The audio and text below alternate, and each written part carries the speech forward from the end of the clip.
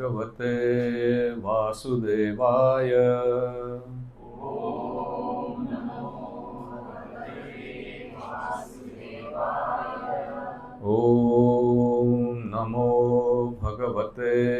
वासुदेवाय।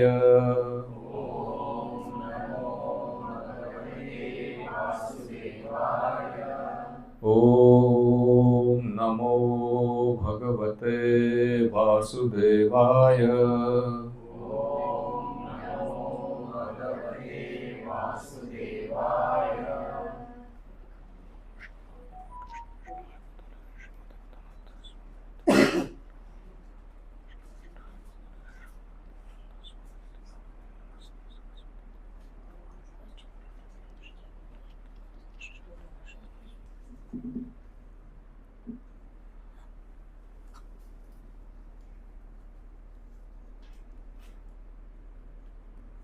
Hare Krishna. We welcome everyone for this satsang. We are reading from the first chapter of the Bhagavad Gita today. Okay, that way last week Sundar Gopal Prabhu, he briefly covered the first chapter. Okay, but it was quite a fair, quick run through. So we thought that in our endeavor for understanding, can you reduce the echo beta?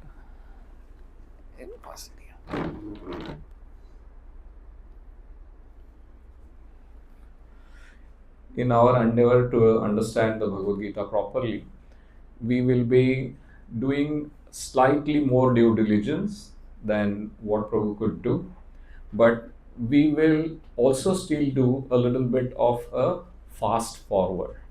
Okay, the objective is in next about 6 to 8 months we want to give an overview of the Bhagavad Gita, right? So what happens is, like for example, when we move a house, right, we would have assorted the different belongings to different boxes.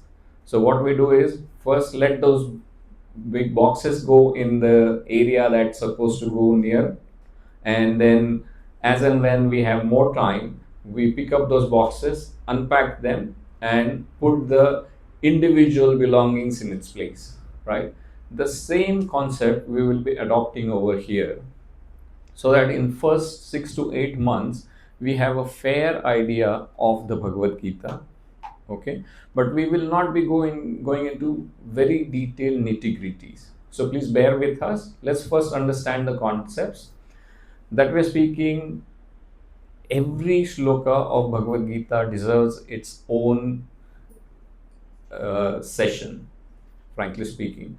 But that way, how many sessions we would need? 700. That takes to how many years? No, 52 weeks. That comes to 14 years. 14 years. I don't know whether I will be around. So the objective is that we give at least a fair idea of the Bhagavad Gita. That gives two advantages to us. First thing, it gives you a lot of opportunity to all of us to do our self-learning. We have understood the concept, we know what's where, and then we do a little bit of drill down individually as well as collectively, right? Only when we have special visitors, special brahmacharis or maharajs, that time we will let them have a choice of whatever subject they wish to, based on their understanding of our congregation, and they will take the respective classes. But otherwise, all the regular speakers like myself, Sri Narayan Prabhu, Ram Bhakta Vilas Prabhu, as well as Nam Sankirtan Prabhu. Any of us, we will be taking up certain broad concepts within the Bhagavad Gita. Okay, so today we are learning from the Bhagavad Gita chapter 1, slokas 1 to 20. Okay, So the way we will conduct the session is we will read the shloka, the meaning. We will not have time for the purport. Okay, so we will read those things and I'll briefly explain the concept and what are the key takeaways for us to take. Right? We want this to be a transformational journey, not just a learning journey. What is the difference between learning and transformation? Learning is first step into the learning. Learning is first step. Like LKG, UKG, like that. Okay. But learning is also engineering PhD. Engineering phase. So what's the difference between learning and transformation? Applying into the life is the transformation. Yes. Right? We may know the concepts, but we may not be able to apply. And we wish to learn in such a way that it facilitates the application into day-to-day life, which is a transformational thing. Trust me, it's a disclaimer. I haven't been able to apply everything yet. So you may find some inconsistencies in my behavior. I'm saying something here, and my behavior at times could be slightly different. I'm human. Okay? But that does not reflect upon the knowledge of Bhagavad Gita. It is pure, it is transcendent. Okay, and in we would have our endeavors to ensure that we make sincere efforts to transform. Okay, so with that we will get started for the today's shlokas. Just clarify this. You don't go 1 to 20, 20 to 40, right? This divided. Yeah. So it's not necessarily in the blocks of 20. We would be taking up concepts. Okay, since the first adhyaya, the philosophy is not very deep. We may be taking slightly bigger blocks. Okay, but in the subsequent classes, we will be sticking to certain conceptually relevant shlokas to be combined into one session. Okay. So those who wish to have easier reading, you can as well go to vedabase.io.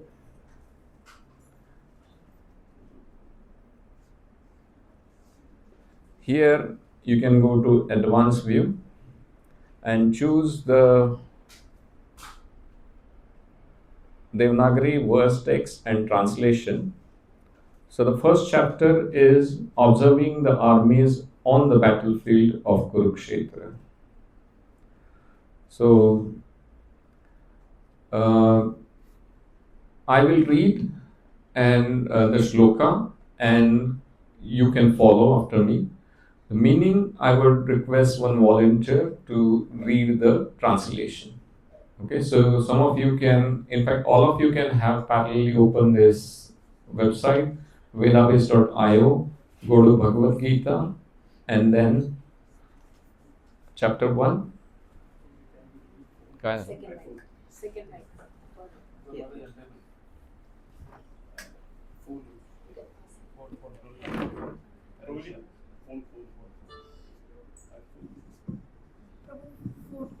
Yeah.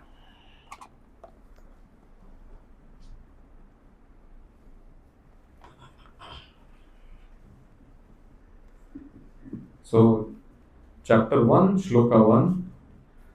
Dhritarashtra uvacha dharmakshetre kurukshetre samaveta yuyutsavah mamakah pandavaschaiva kimakurvat sanjaya. Someone can read the translation. It's also visible over here. What's the first translation? Dhritarashtra said, O Sanjaya, after my sons and the sons of the Pandu assembled in the place of pilgrimage at Kuruksetra, desiring to fight, what did they do? Text 2. Sanjaya Uvacha Drishtva tu Pandavanikam Vyudham Duryodhanastada Acharyam Upasangamya Raja Vachanam Abravit. Sanjaya said, O king, after looking over the army arranged in military formation by the sons of Pandu, King Duryodhana went to his teacher and spoke the following words. Text 3.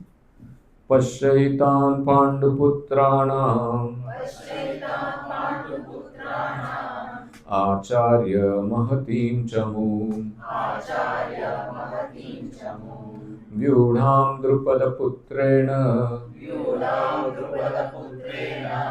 Tava Shishyena Dhimata. O my teacher, behold the great army of the sons of Pandu, so expertly arranged by your intelligent disciple, the son of Drupada. Text 4. Atra Shura Maheshwasa Bhimarjuna Samayudhi Yuyudhano Viratascha Drupadascha Maharatha.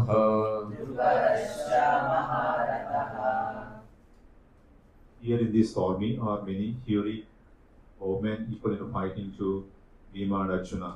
Great fighters like Yudhana with Viratha and Drupada. Text 5. Drishtaketushchekitanah Kashirajascha Viryavan Purujit Kunti Bhojascha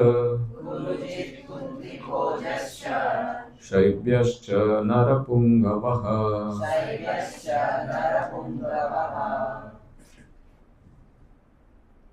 There are also great heroic, powerful fighters like Drishtaketu, Chekitan, Chekitan, Kasiraja, Purojit, Kunti Bhoja, and Saibha. Text 6. Yudhamanyuscha Vikranta Uttamaujascha Viryavan Saubhadro Draupadeyascha Sarva Eva Maharathaha.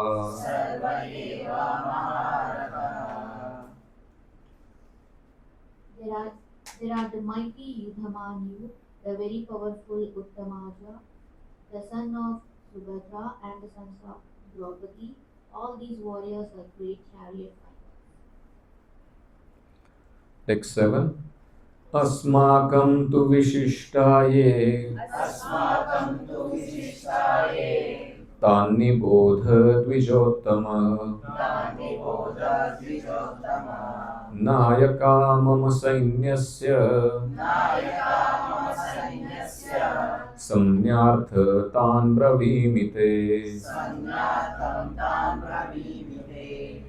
But for your information, O best of Brahmanas, let me tell you about the captains who are especially qualified to lead my military force.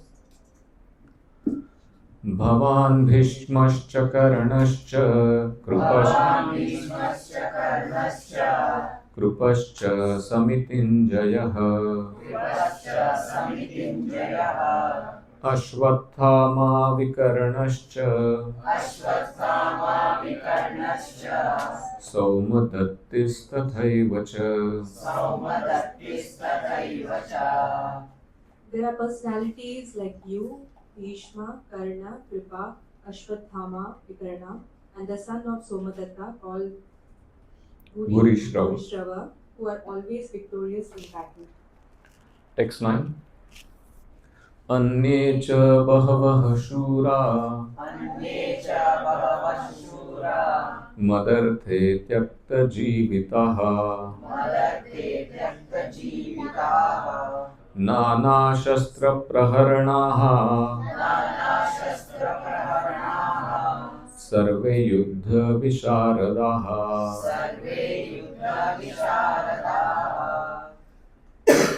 There are many other heroes who are prepared to lay down their lives for my sake. All of them are well equipped with different kinds of weapons and all are experienced in military science. Text 10. अपर्याप्तं तदस्माकं बलं भीष्माभिरक्षितं पर्याप्तं त्विदमेतेषां बलं भीमाभिरक्षितम्. Our strength is immeasurable and we are perfectly protected by grandfather Bhishma, whereas the strength of the Pandavas, carefully protected by Bhima, is limited. Text 11. अयनेषु च सर्वेषु यथा भागम् अवस्थिताः भीष्ममेवाभिरक्षन्तु भवन्तः सर्व एव हि.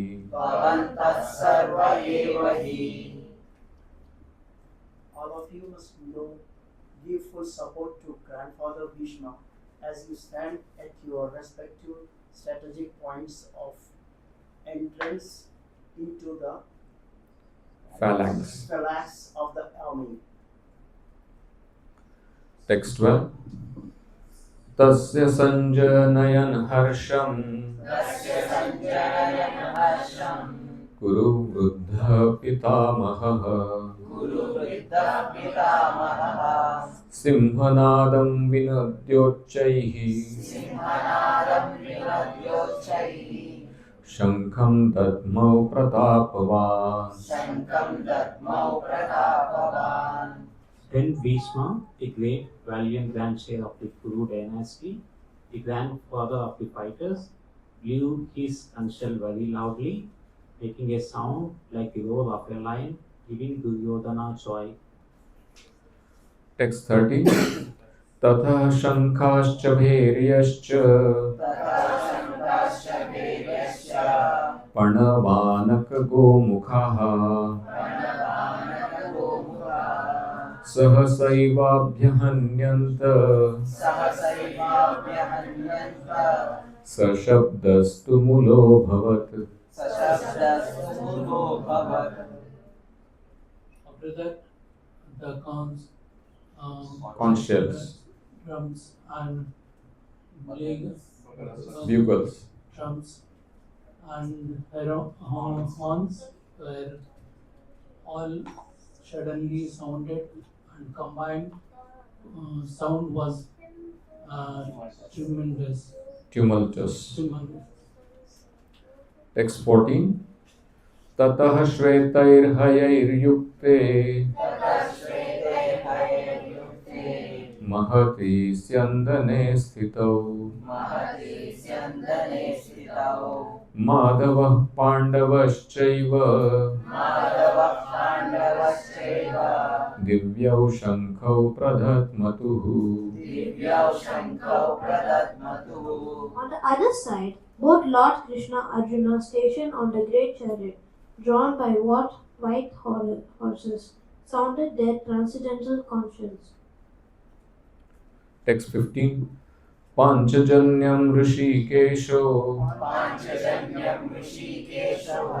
देवदत्तं धनञ्जयः पौण्ड्रं दद्मौ महाशङ्खं भीमकर्मावृकोदरः. Lord Krishna blew his conch shell, called Panchajanya. Arjuna blew his, the Devadatta, and Bhima, the voracious eater and performer of Herculean tasks, drew his terrific concher called Poundra. Text 16 to 18. Ananta Vijayam Raja Kunti Putro Yudhishtharaha Nakulaha Sahadevascha Sughosha Manipushpakau Kasyascha Parameshwasaha Shikhandi cha Maharathaha Drishtadyumno Viratascha Satyakischa Parajitaha Draupado Draupadeyascha Sarvashah Prithivipate Saubhadrascha Mahabahu Shankhan Dadmo Pruthak Pruthak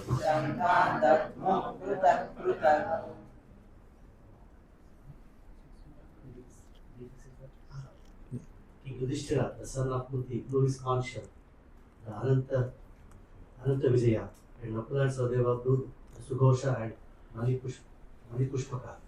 The great archer, the king of Kashi, the great fighter Shikhandi, Drishtadyumna, Virata, and the unconquerable Satyaki, Drupada, the sons of Draupadi, and others, O king, such as the son of Subhadra, great arm, all blew their respective conch shells.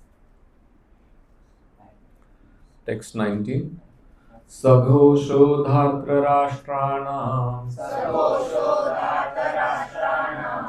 Hridayani Vyadharaya Navascha Prithivim Chaiva Tumulo Bhyanunadayan. The blowing of these different conches became porous, vibrating both in the sky on the earth, which shattered the hearts of the sons of Dhritarashtra. Text 20. Atha vyavastitan drishtva Dhatra Rashtran Kapitvajaha Pravrutte Shastra Sampate Dhanur Udyamya Pandavaha Rishikesham Tada Vakyam Idam Aha Mahipate.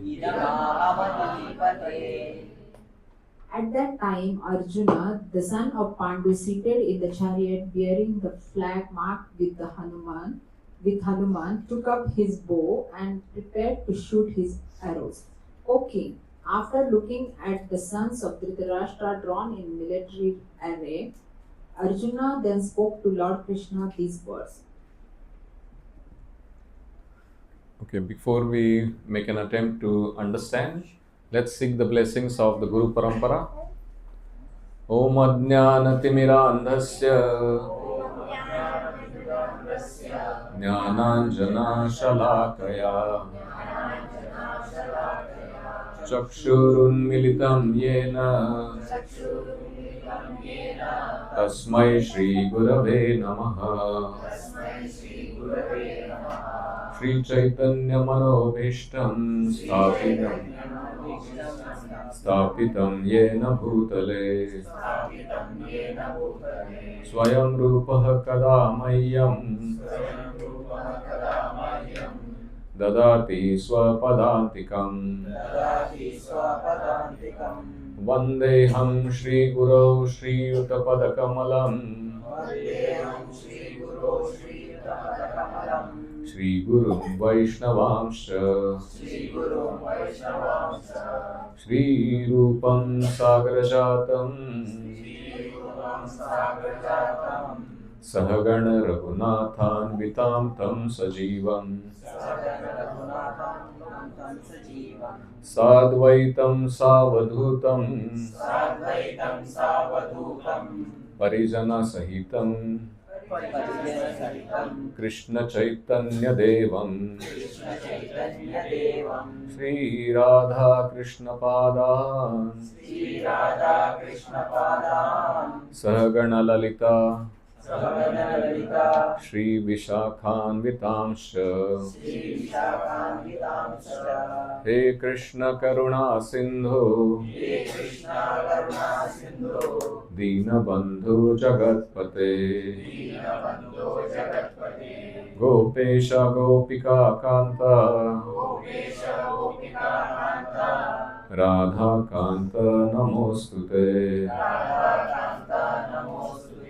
तप्त कांचन गौरांगी राधे वृंदावनेश्वरी वृषभानुसुते देवी प्रणमामि हरिप्रिये वाञ्छाकल्पतरुभ्यश्च कृपा सिन्धुभ्य एव च पतितानां पावनेभ्यो वैष्णवेभ्यो नमो नमः जय श्री कृष्ण चैतन्य प्रभु नित्यानंद श्री अद्वैत गदाधर श्रीवासादि गौर भक्त वृंद हरे कृष्णा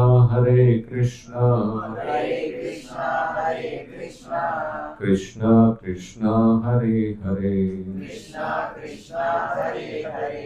हरे राम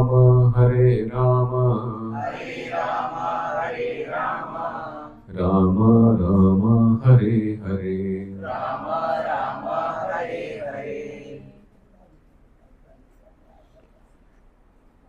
नमो विष्णुपादाय कृष्ण पृष्ठाय भूतले श्रीमते राधानाथ स्वामी निति नामिने.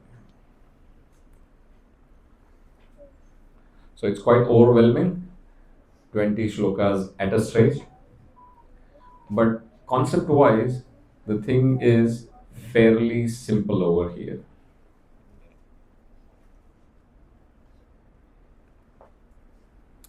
In the first shloka, Dhritarashtra is asking about what's happening on the battlefield of Kuruksetra. Right? From 2 to 6,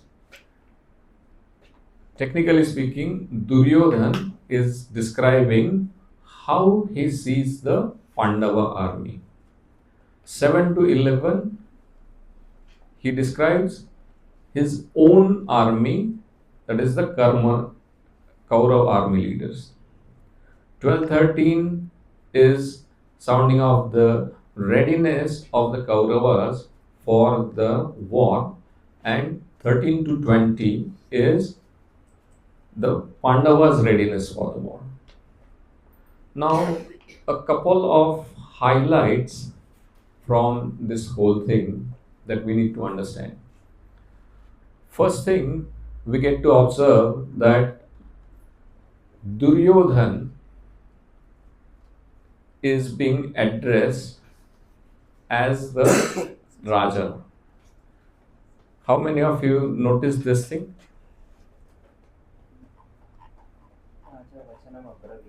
Yeah.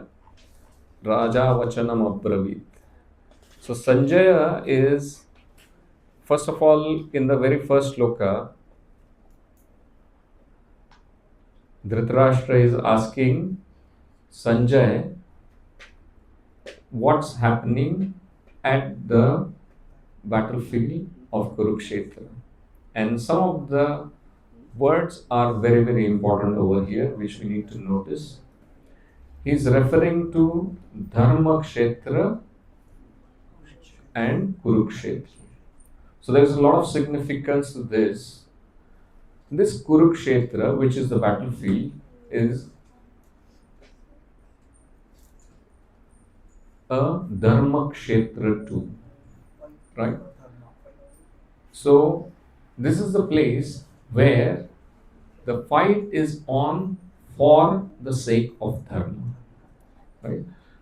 And one very important thing that we get to see here is Dhritarashtra is differentiating between himself, that is his progeny, and his brother's progeny.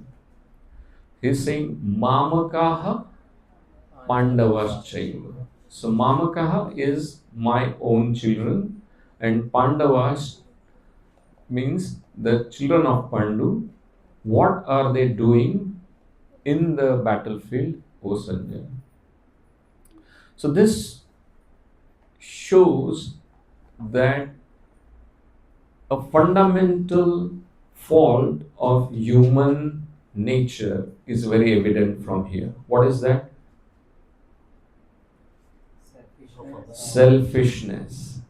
Selfishness is very, very evident from here. The moment you bring you and me in any relationship, that relationship is supposed to spoil, right? It doesn't mean that we aren't different. You and me, there is a differentiation.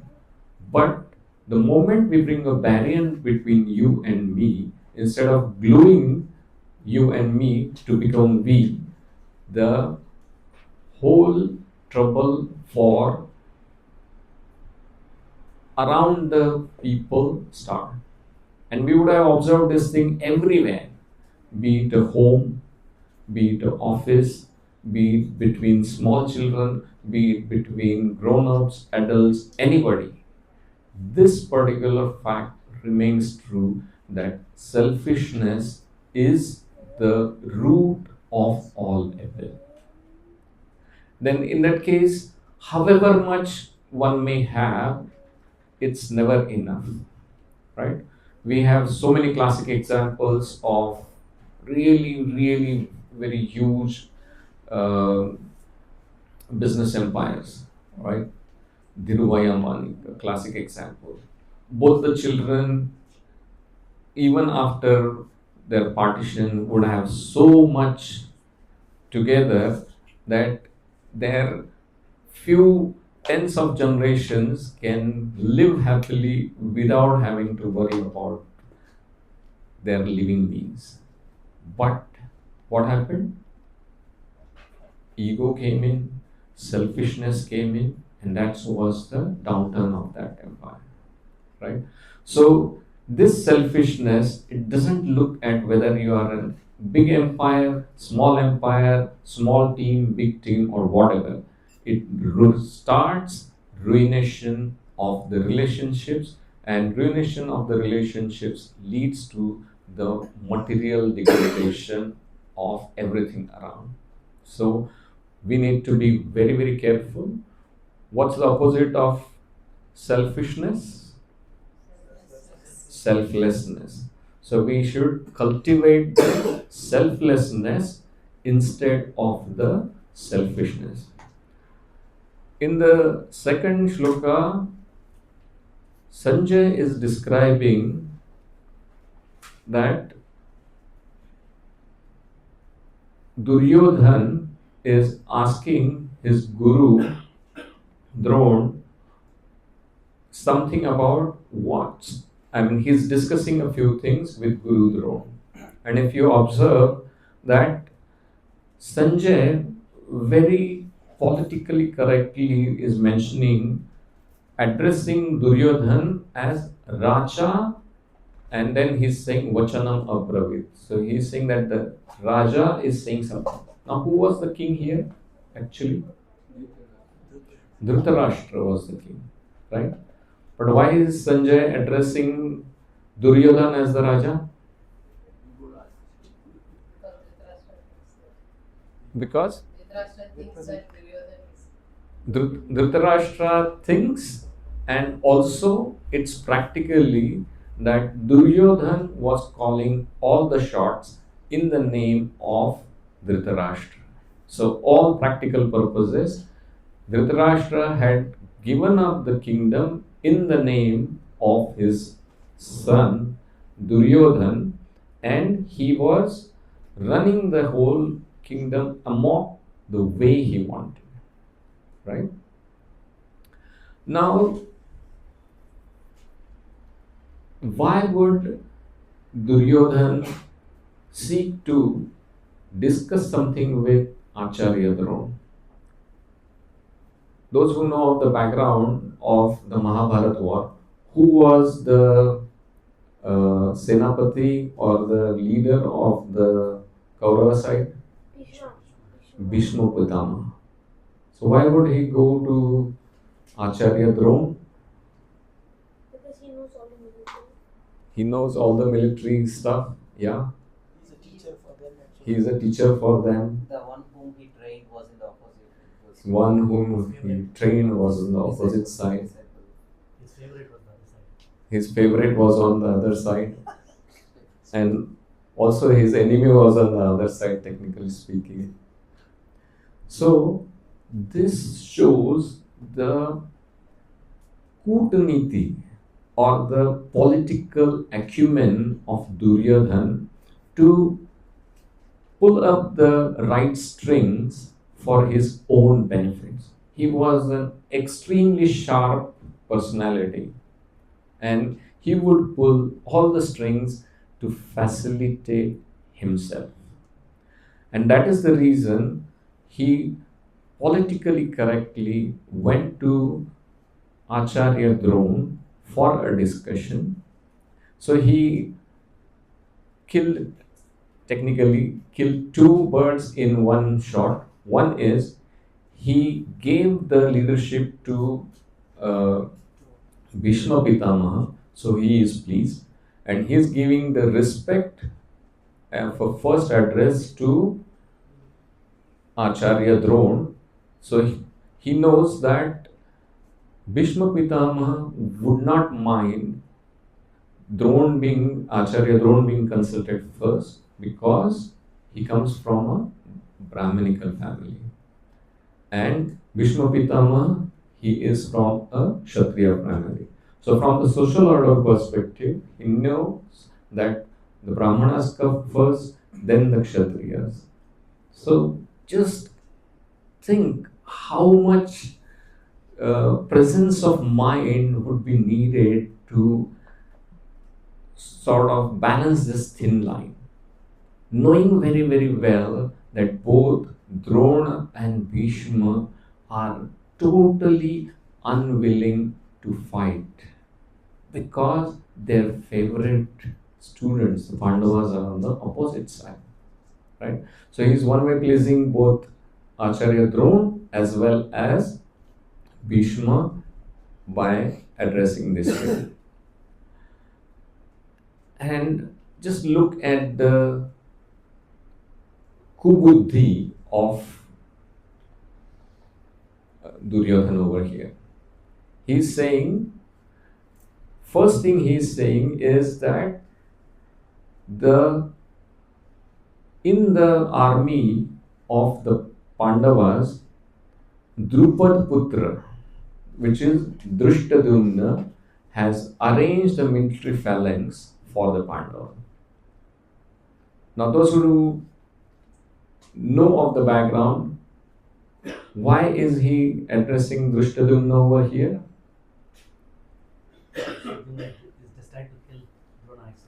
Precisely. The very purpose of Drushtadumna's birth was to kill Acharya Drona.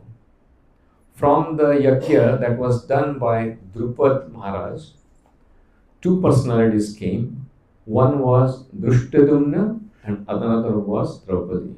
And the sole purpose of the yajna was that Drupad Maharaj, he wanted a son who would kill Acharya Drona, because at one point in time he had insulted Drupad Maharaj. So it's like putting a pinch of salt on the wound that one would have So in one way, he is saying that Drushtadumna is there, and another important thing is Tava Shishyena Dhimata. He is your favorite disciple. He is your disciple, which means on one side you have trained your own enemy who is now there on the other side, so you better be prepared to fight this war from the bottom of your heart so that you can kill all the Pandavas on the other side. And then he gives a very long list of the all the leaders who are fighting from the Pandava side. So there is Maheshwasa, Bhima, Arjun, Yuyudhana, Virata, Drupada, and he is referring all of them as Maharathas. So which means they are very, very expert uh,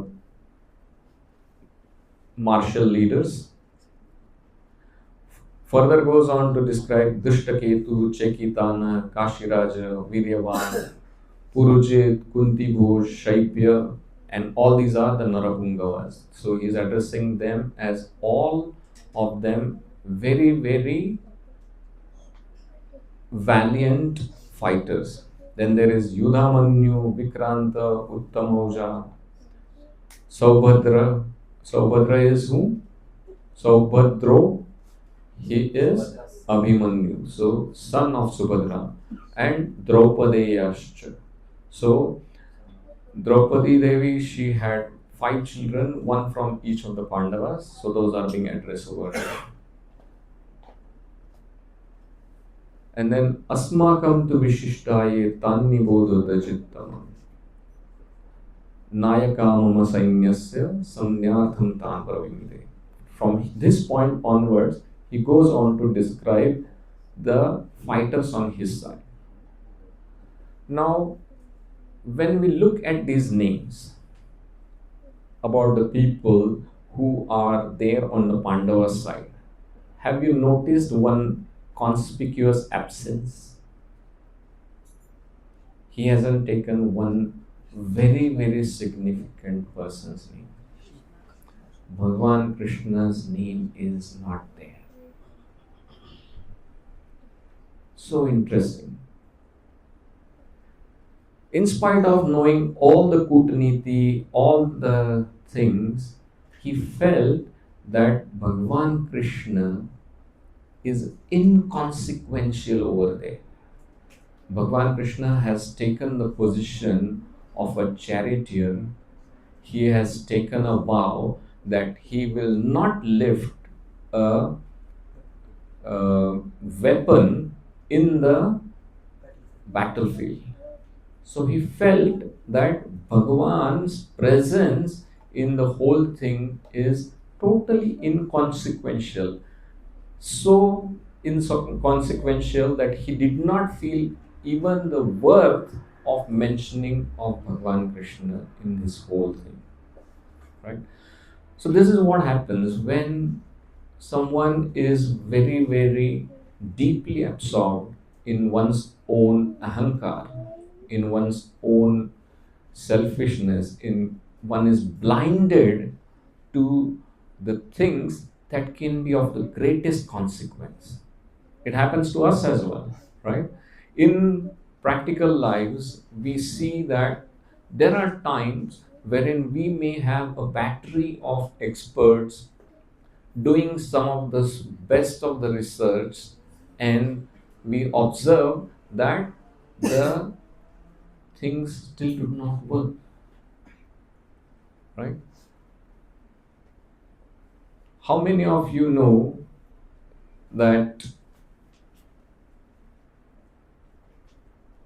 the digital cameras, they were first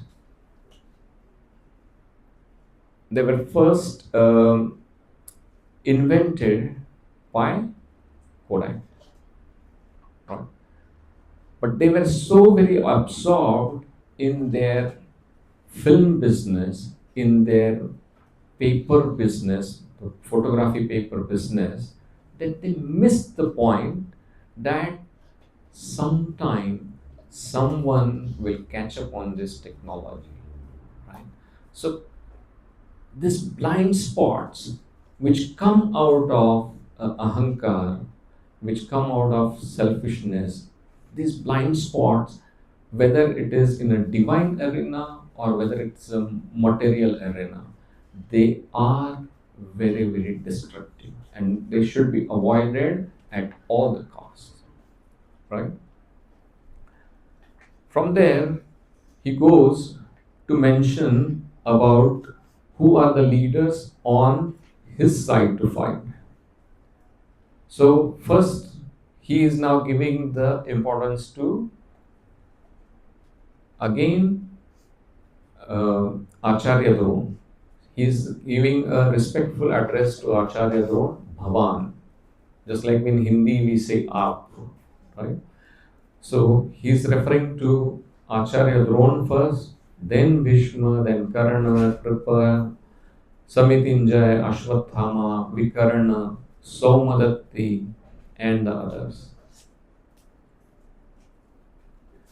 And he's saying all these valiant fighters, they are present with several types of weapons over there, and they are ready to give their lives for the sake of Duryodhana and his victory. Now again, you will find amongst the other names, one name very unusual and one name conspicuous by absence on the Kaurava side as well. Who was the closest associate of, the closest brother of Duryodhana? Dushasan.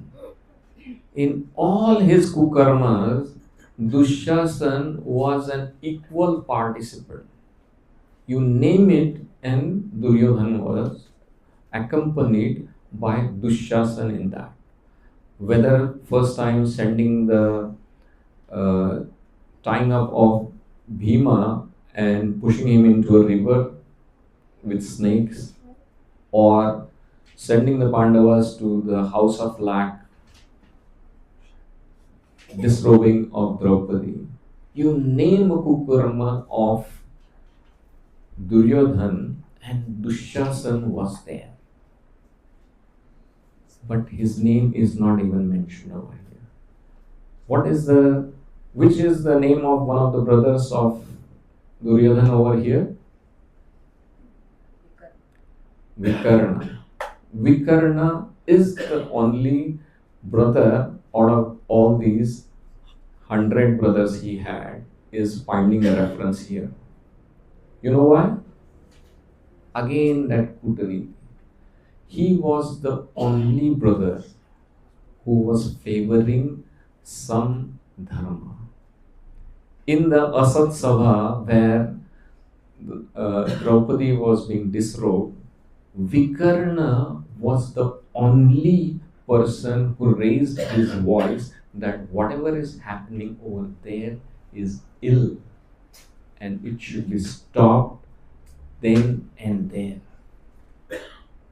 So knowing very well that his brother Vikarna was inclined towards dharma and he may not be inclined to fight on his behalf very well, he felt that he needed to please the ego of Vikarna so that he fights on the side of Duryodhana. See, so much of diplomacy, so much of strategy, right? There is one Vikarna is Vikarna is son of translation. Vikarna is the son of Somadatta. The one more Bhurishrava. Ashwatthama, Vikarna, and the son of. And the son of Somadatta called Bhurishrava. Vikarna is different. Son of Somadatta. So Somadatta is basically Bhurishrava. So just like we say Kaunteya is son of Kunti. Similarly, Saumadatti is Bhurishrava. So Saumadatti, the son of the Somadatta is Bhurishrava. And he is saying, Anye cha bahava shura madarthe tyakta jivitaha nana shastra praharanaha sarve yuddha visharada. He is saying all of them are expert at wielding several kinds of weapons. And then he says, very interestingly, that when he is doing the comparison, again he is so blinded by his own thought process. He feels that the power of his army, which is under the protection of Bhishma, is immeasurable, whereas that on the side of the Pandavas, which is under the guidance of Bhima, is measurable and limited. Right? So this is what happens when we have glasses which are tinted, we fail to see the realities. There are a lot of times it happens to us that we cannot read the writing on the wall. Sometimes it's so very obvious and yet the things don't occur to us properly just because we have our tinted glasses on and we are unable to see the world in true colors.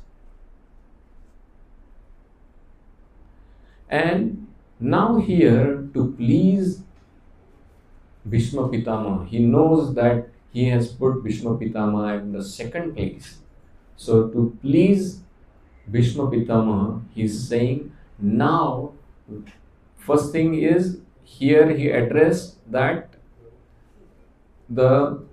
his forces under the guidance and leadership of Bhishma are there. So first thing, to please him.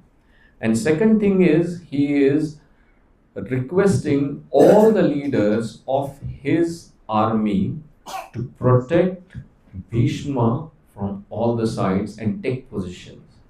Because it so happens that whenever a leader or a person is very engrossed in some heavy activity like that of fighting, he may be exposed to some armies and some enemies from several sides, and there may be blind spots. So in order to avoid that kind of a situation, Duryodhan directed the leaders of his army to take positions in such a way that Bhishma Pitama is protected from all the sides. There are two reasons for this. First, that anyway Bhishma Pitama, he needs to be protected.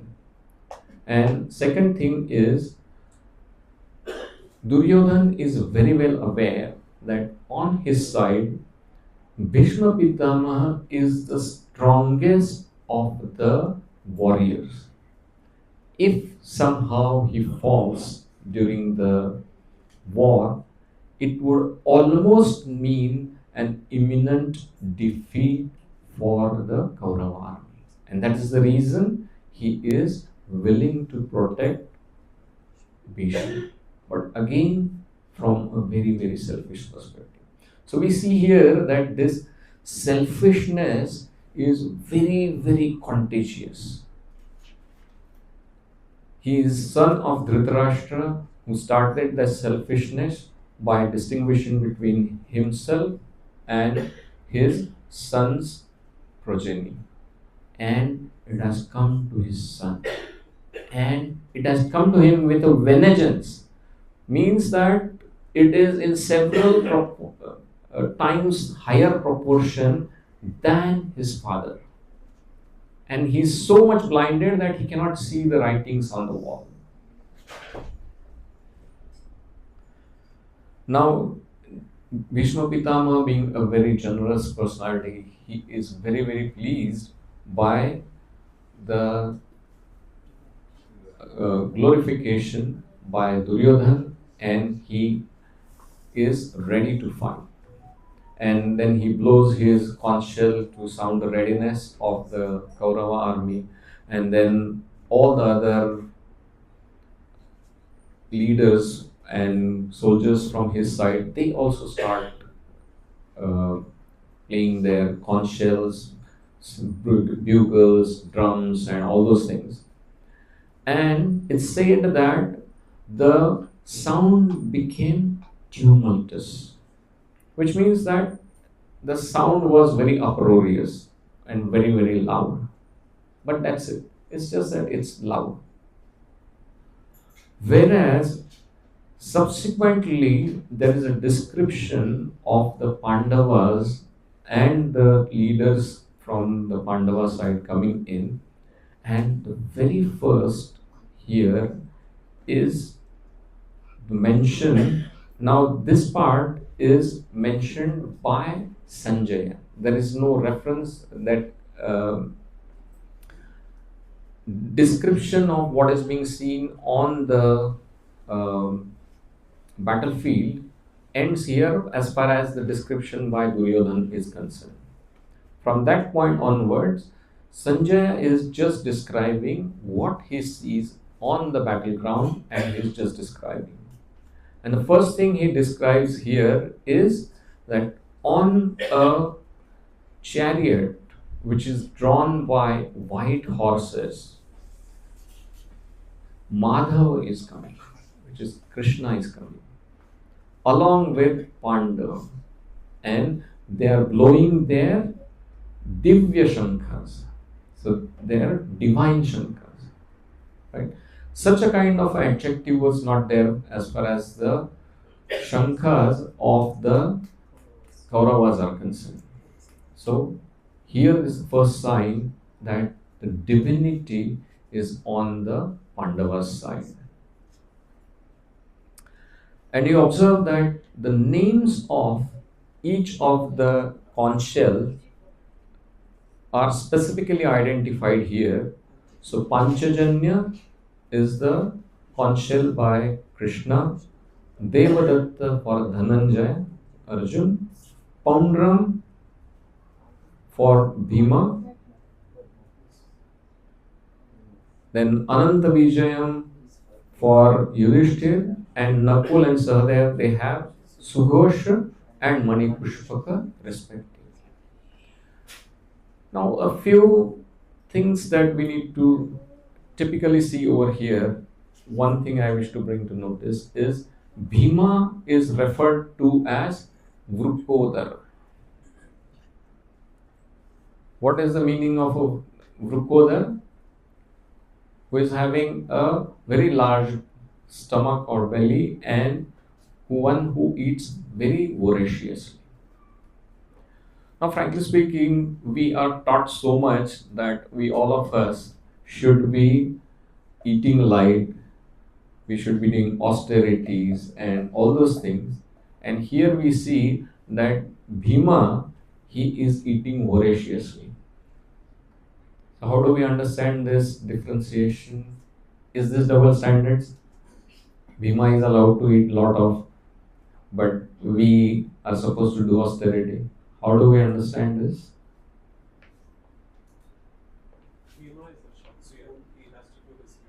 But so was also Arjun, so was also Yudhishthir, but they are not described as that. Yeah, there are pastimes, but then how do we understand this contradiction?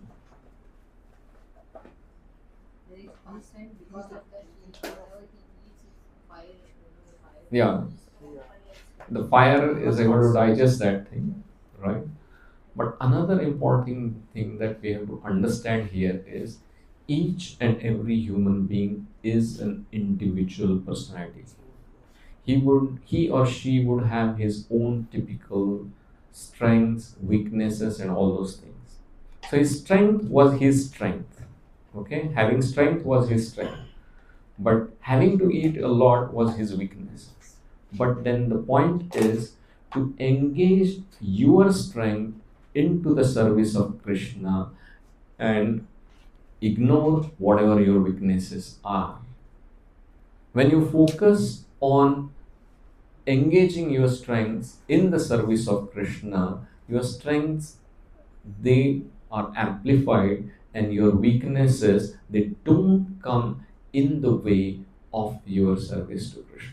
So this is very important to understand that each one of us is blessed with certain characteristics which could be different for each one of us.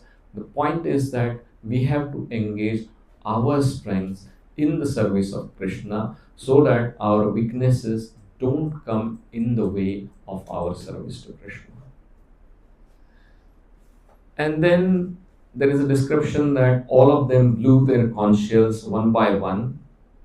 And in the Sloka 19, it's talking about Saghoshodhartha Rashtranam Hridayani Vyadarayat, which means that the hearts of the Kaurava army were beating, palpitating because of the sound from all these things.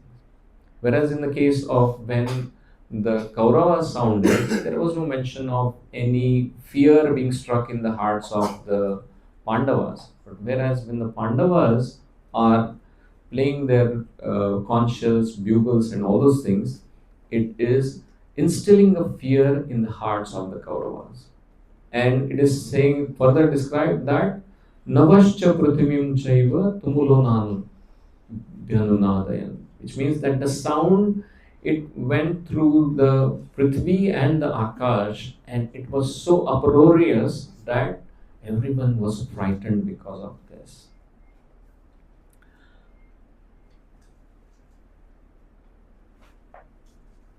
And after all these things happened, then it is taking a pause.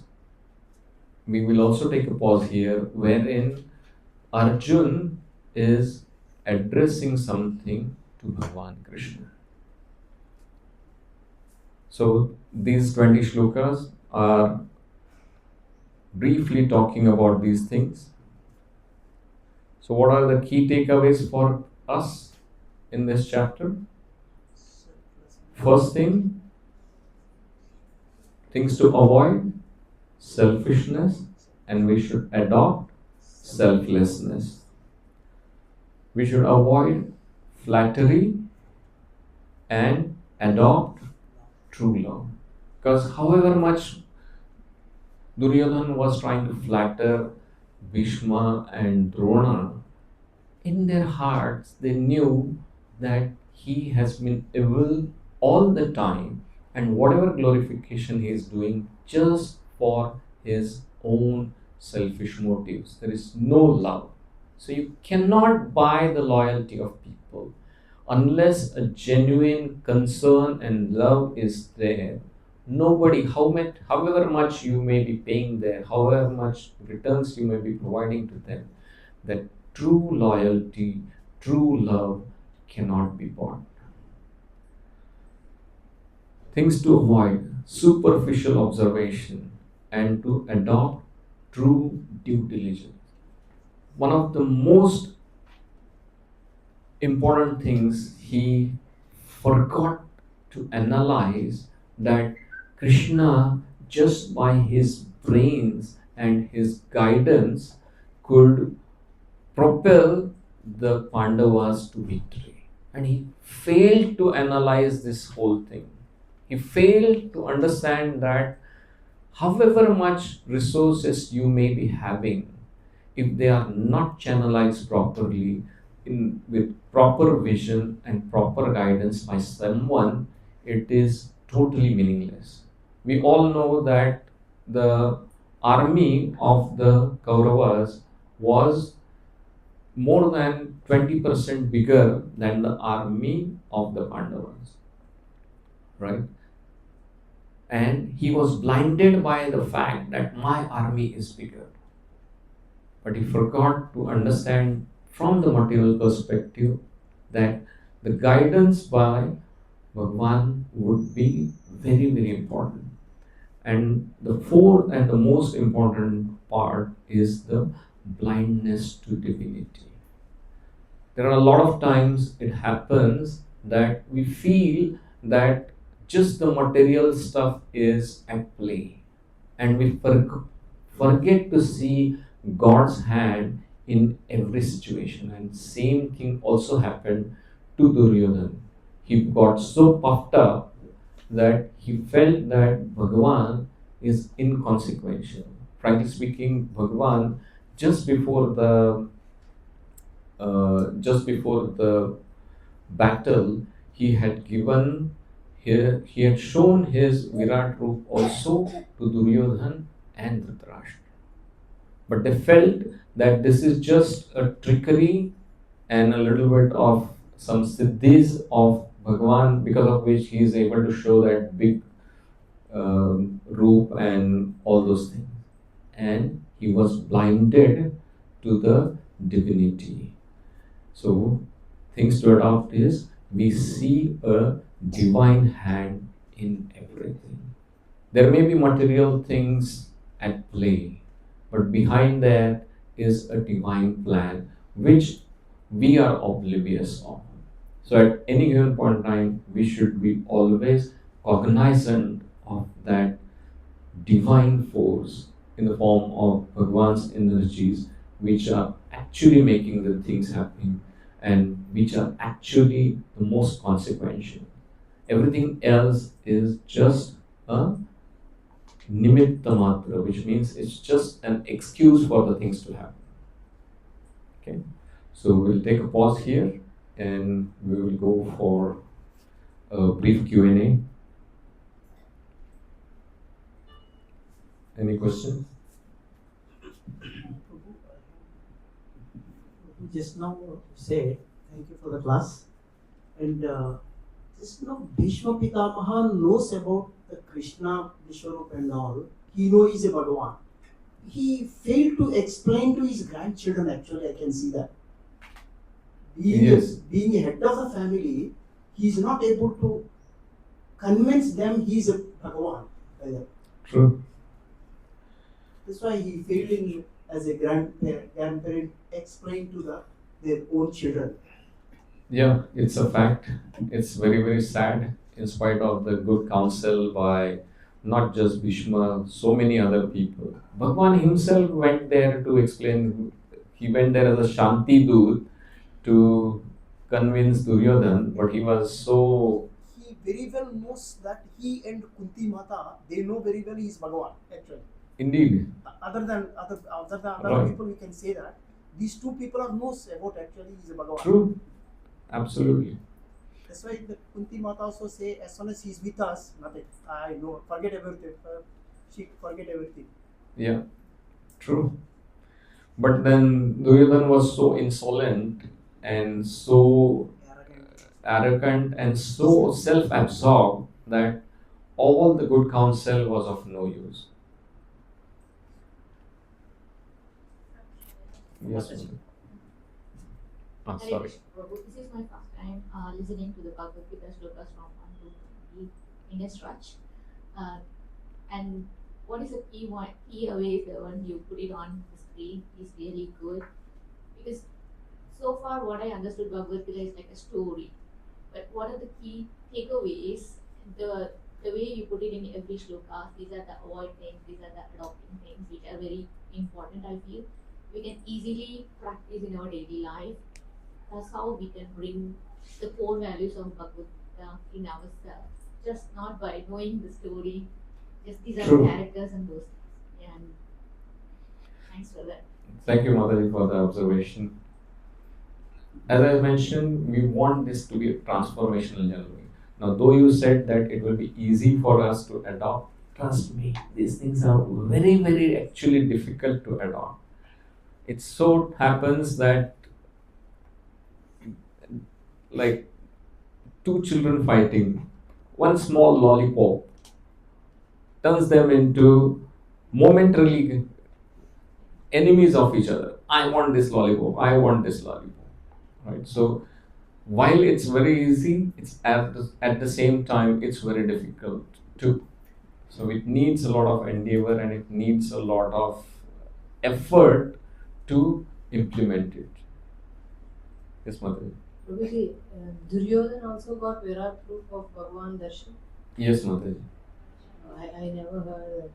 So So at the time of when Bhagavan Krishna went to uh, Hastinapur as a Shanti Dut, at that point in time, Duryodhan was very arrogant with him. And at one point in time, he told his soldiers to capture Bhagavan and imprison him. At that point in time, he showed his Virat Roop to Duryodhan as well as it was visible to Dhritarashtra. But the trouble is that he felt that this is like Hat Chalaki, slay of hand, and Maya or some sort of magic tricks that Krishna is playing, because of which he is able to do this. That's what I said, that sometimes when we are blinded, we do not see the obvious, and that's what happened to Duryodhana as well. Thank you, Yes, Prabhuji. This new format is really good. My question is, so what was the conflict between Dronacharya and King Drupada? So Drupad, Drupad Maharaj, he was a king, right? And Acharya Drona, he was a Brahmana, so he used to do Bhikshuki, right? At one point in time, uh, yeah, and they both of them were very, very good friends. However, at one point in time, when they grew up, Drupad Maharaj, he got busy with his kingly duties, and Acharya Drona, he was facing his regular doing his Bhikshuki, and he wasn't getting it enough, right? Because it was Dwapar Yuga, and all the principles of Madhukari and all those things were going down the drain. So he wasn't getting enough, and at one point in time, I think Ashwathama wasn't well and he needed some help, financial help. And he went to Drupad Maharaj to ask for help, which Drupad Maharaj, and he gave um, he he just wanted to buy some milk for Ashwathama basically, and he gave the relationship that since you are my friend, you please help me out. At that point in time, Drupad Maharaj, he did not respect that relationship of friendship and he turned him away. Because of which uh, both of them, they had a feud in their friendship. Because of this insult, at a later point in time, when um, Acharya Drona, I mean, he wasn't Acharya at that point in time. Drona, when he became an Acharya of all the Rajaputras, which is the Kauravas and Pandavas, at that point in time, he sent his students to defeat Drupad Maharaj as a Guru Dakshina. And Acharya Drona, and on behalf of Acharya Drona, the Pandavas as well as the Kauravas, they led a lot of atrocities on Drupad. Because of that, he was very wild, and he had seen that how Arjun had fought over there, and he wanted a son who would defeat Arjun, who should have a prowess which is more than Arjun himself, and that is why he performed a yajna, out of which two great personalities came. One was Drishtadumna and another was Draupadi. Okay? He took this Acharya path of Pandavas and Kauravas for this reason, so that he can be at that level where he can fight with Drupad Maharaj. I can add Yes, Prabhuji, please add. Actually, you said first part is Actually, first part is Dron father is the Acharya, like Dronacharya teaching to Pandavas, other people. So Drupad Maharaj and Dronacharya are student of his father. Okay. Okay, that time I want to pacify and then make Dronacharya friend. Then his father teach him more lesson. So he pacify and then he tell to Drona, you are my best friend. Now I am learning from you. Once I became a king, whatever you ask, I will give you. Okay. This is the way he make him more Dronacharya as a friend. He don't know that Dronacharya's selfishness is part. So he tell to his father, then they are also teaching him all the techniques, whatever his fathers have. So after that, period of time, Dronacharya is a Brahmana, is Acharya. So he don't work or something. So whatever he get food or something, only he will survive on that one. So he become more poor so that he don't have meal for his Son. son. So then his wife asked him, your friend is the greatest Drupad. king, Draupadi is the greatest king, why can't ask help from him? Then he went to his, then he's not at all going. After some time, so he's keep on repeating. Then he went to his court. Even in this court, he tell, I friend has came to your court. Then first he neglected, and then afterwards he went to his court, and then he telling, your friend I came, but you are not giving me respect. Then he decided afterwards what you were explaining. Yeah, correct. Thank you for the addition, Prabhuji. Pass the mic to. So one question, because in our last session, our Prabhuji came and he talked about forgiveness. Now my question, like Dronacharya, such a great teacher, why he has enmity in his mind? Because the question, if it is a forgiveness, only he has insulted his, he has not given. A lot of times it happens, and then we give forgiveness. But Dronacharya, why it takes so personally, and he want to be. So is it not a contradictory that Dronacharya is such a great teacher? He has to give that forgiveness should be in his mind anyway, because he is there, but he is now fighting against the Drupad. So it surprises me now. So much of insult in the Sabha. Not In only lot that, of as a insult. teacher, He went for help, right? He just asked for help. They insulted him like any, like a, something like hand or like a small thing also. So that insult made him wound. That made him want to. That's you have the king, right? I want to demolish your king. That's why you king, you're talking to me, right? You should also don't have anything. Kingdom. That is the way revenge escape. Bhagavan has mentioned three gates to hell: Kam, Krodh, and Lobh. Krodh is such an enemy that stalwarts like Dronacharya also cannot overcome. It takes lot of sadhana to overcome all these three things. You'll always find a human being being stuck with either of the three and goes to hell. So we may take it very lightly. Oh, what's the big deal? We can forgive.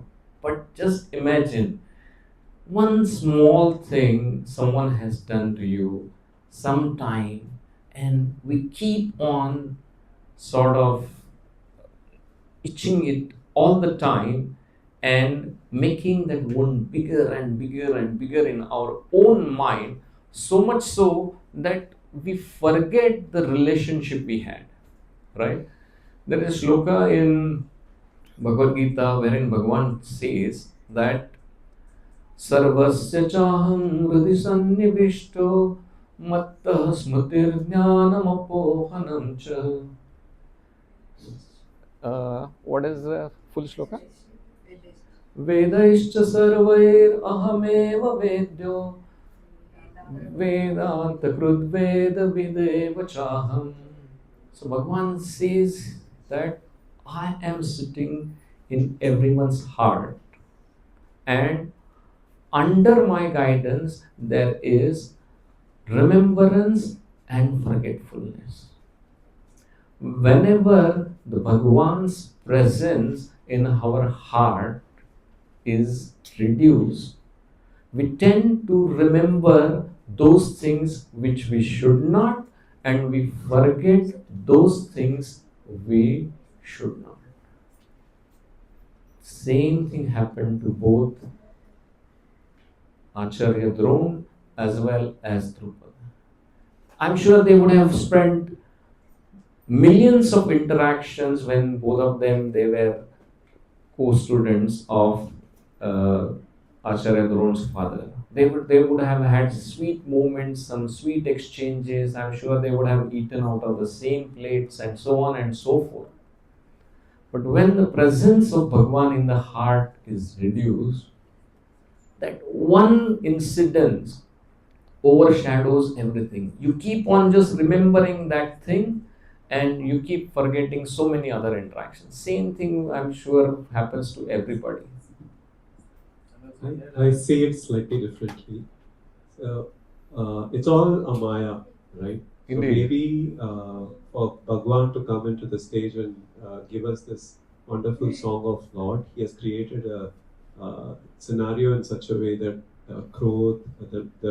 the battle is inevitable, so that he can come and teach us the necessary of the proper way of living. Yeah. Yeah, of course. That's how I see it.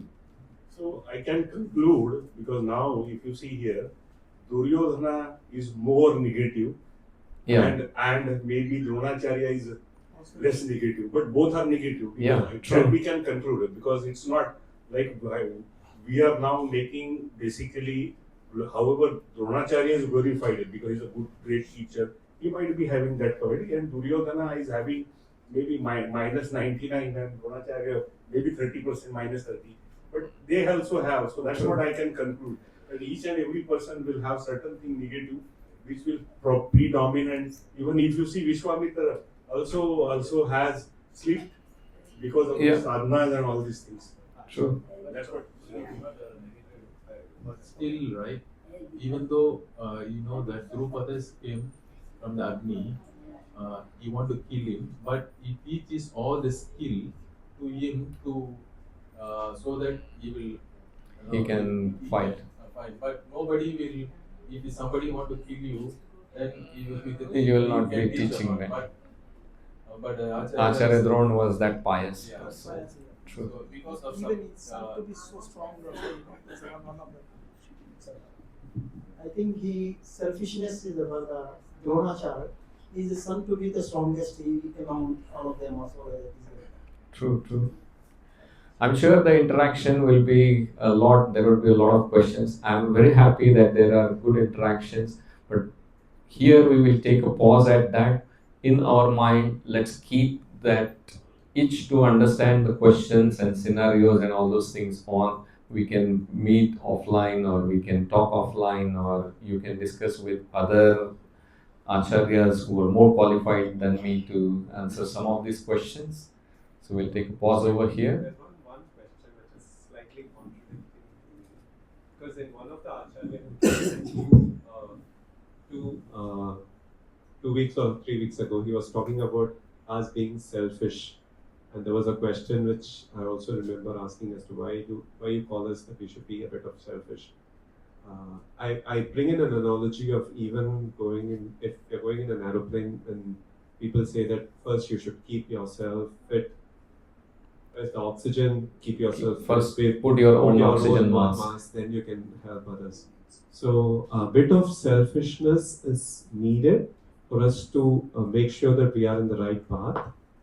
So that once we are sane, then we should be able to show the right path to the others. So, True. So that's how I see it. I will call that as self-care and not selfishness. So self-care is different than selfishness. Self-care is a must. If you, just like they announce in the aeroplane, if you are fit and fine, then only you can help others, right? Now just imagine, I give this example all the time. एक भिखारी दूसरे भिखारी को सिर्फ सांत्वना दे सकता है और कुछ नहीं. One beggar can give another beggar just sympathy and nothing else. So you help yourself, that's why you are not a beggar, and you can help someone. So I'll call this, aspect as a self-care rather than selfishness. So self-care is very, very important. Yeah, agree. Self-care. Yeah. Yeah. Okay. The difference is I should get it as one. That is self-care. I should take care of myself. Right. Selfishness is I only should get take it. care of That myself. is selfishness. That's the difference. Yeah, agree. Okay. Thank you. Hare Krishna. Thank you very much. Thank you very much.